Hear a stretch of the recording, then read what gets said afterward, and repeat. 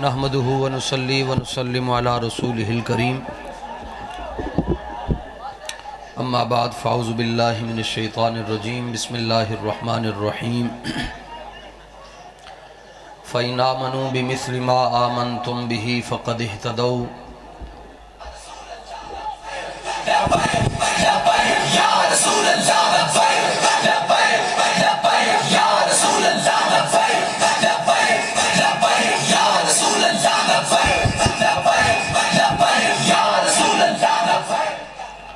صدق اللہ العظیم ان اللہ وملائکتہ یصلون علی النبی یا ایہا الذین آمنوا صلوا علیہ وسلموا تسلیما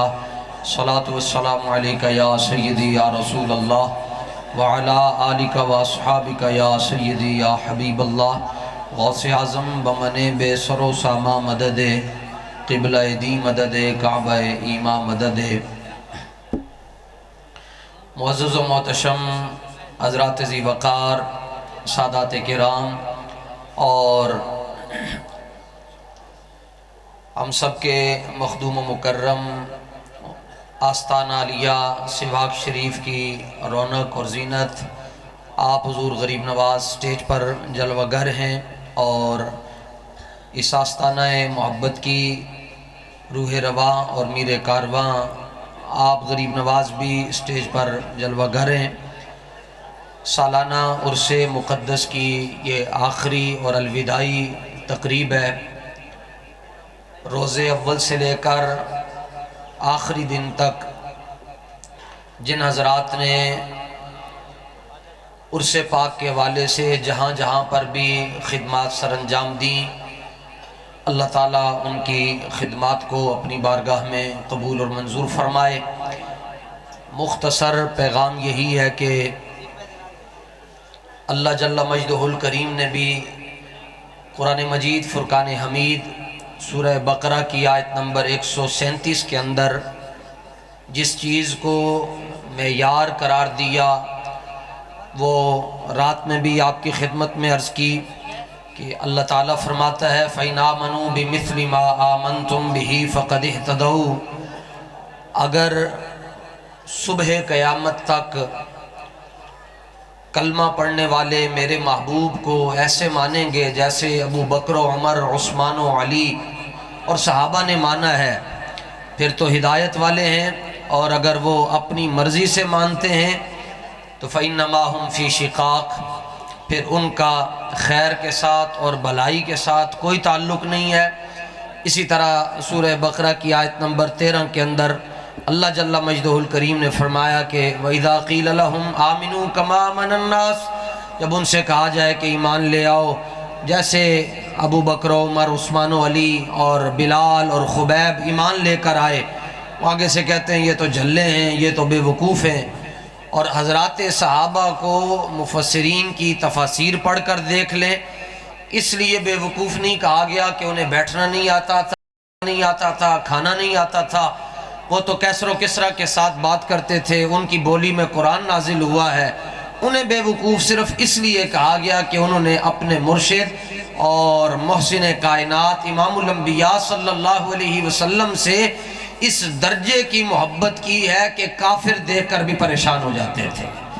جب تک امت مسلمہ میں وہ محبت واپس لوٹ کر نہیں آتی اس وقت امت مسلمہ ترقی کی طرف جا سکتی نہیں۔ خود اقبال کہتا ہے کلندر لاہوری کہ ہر کے عشق مصطفیٰ سامان اوست،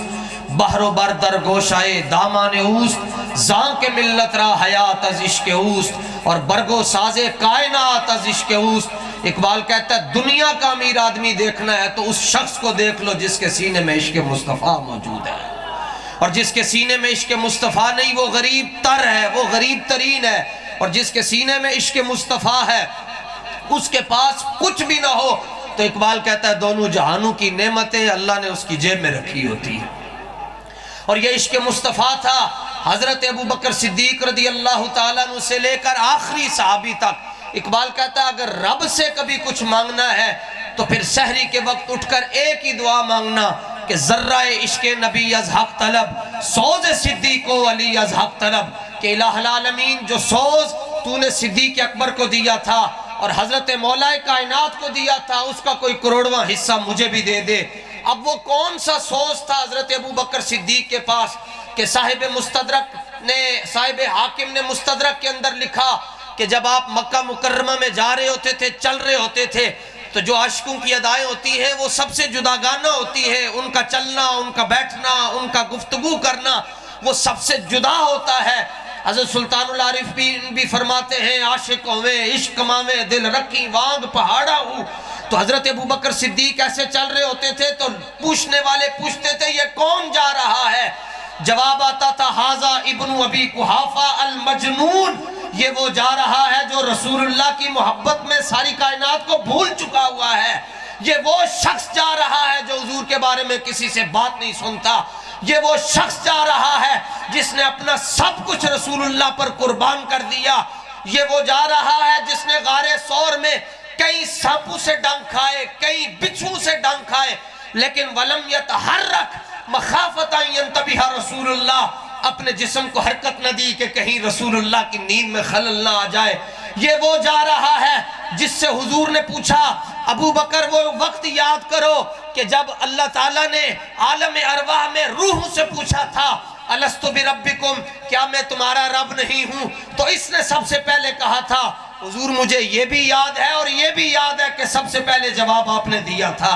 یہ وہ جا رہا ہے کہ جس نے امام الانبیاء صلی اللہ تعالیٰ علیہ وآلہ وسلم کی عزت اور آپ کی ناموس پر غار ثور کے سفر میں کبھی آگے سے پہرا دیا، کبھی پیچھے سے پہرا دیا، کبھی دائیں سے پہرا دیا، کبھی بائیں سے پہرا دیا۔ حضور نے فرمایا یہ اضطراب کیوں ہے؟ کبھی آگے، کبھی پیچھے، کبھی دائیں، کبھی بائیں۔ عرض کیا حضور اپنی جان کی کوئی فکر نہیں ہے، جب خطرہ محسوس ہوتا ہے کہ ادھر سے کوئی آگے نہ آ جائے تو میں یہاں چلا جاتا ہوں کہ پہلے میری جان قربان ہو، خطرہ محسوس کرتا ہوں کہ کوئی پیچھے سے حملہ نہ کر دے، پیچھے چلا جاتا ہوں، خطرہ محسوس کرتا ہوں کوئی دائیں یا بائیں جانب سے نہ آ جائے تو میں اپنی جہتیں بدل لیتا ہوں۔ اس کا معنی یہ ہے، حضرت امیر المجاہدین بھی فرمایا کرتے تھے کہ قیامت تک پکا نقشبندی وہ ہوگا کہ جب وہ محسوس بھی کرے کہ اس طرف سے دین پر حملہ ہو رہا ہے تو وہ اس طرف بھاگ جائے، اس کو محسوس ہو ادھر حملہ ہو رہا ہے ادھر بھاگ جائے۔ آستانہ عالیہ بارو شریف میں عرس پاک کی کئی نشستوں میں آ کر لنگر روحانی اور لنگر جسمانی حاصل کرنے والوں، آپ بلا خوف تردید اور بغیر کسی مبالغے کے یہ بات کہہ سکتے ہو کہ آستانہ عالیہ مقدسہ آج وہ نقشبندیت کا مرکز ہے کہ اگر ان کو محسوس ہوتا ہے کہ کہیں مرزائی حضور کی ختم نبوت پر وہاں سے ڈاکہ نہ ڈال دے تو یہ وہاں جا کر حضور کی ختم نبوت کانفرنس کا اعلان کر دیتے ہیں، اور اگر کہیں ان کو خطرہ محسوس ہوتا ہے کہ کوئی افضلیت صدیق اکبر پر حملہ کر رہا ہے تو یہ اپنا آپ نہیں دیکھتے، اپنا مال نہیں دیکھتے، اپنی جائیداد نہیں دیکھتے، اپنی صحت نہیں دیکھتے اور کسی کا خطرہ برداشت نہیں کرتے، وہاں جا کر عظمت صدیق کے علم بلند کرتے ہیں۔ کہیں محسوس ہوتا ہے کہ کہیں یہاں رافضیت پنپ رہی ہے تو ان کے آگے کھڑے ہو کر جا کر کہتے ہیں کہ جب تک رسول پاک کے یہ امتی زندہ ہے نبی کی عزت پر بھی پہرا دیں گے، صحابہ کی عزت پر بھی پہرا دیں گے اور اہل بیت کی عزت پر بھی پہرا دیں گے۔ بچنا چاہتے ہو جڑے رہو جڑے رہو جڑے رہو، ایک دن یہ آپ کو بھی پکڑ کر دربار رسول میں پہنچا دیں گے۔ جب آپ دربار رسول میں پہنچ جائیں گے تو آپ کہہ دیں گے انہیں جانا انہیں مانا، نہ رکھا غیر سے کام، للہ الحمد میں دنیا سے مسلمان گیا۔ وآخر دعوایا ان الحمدللہ رب العالمین۔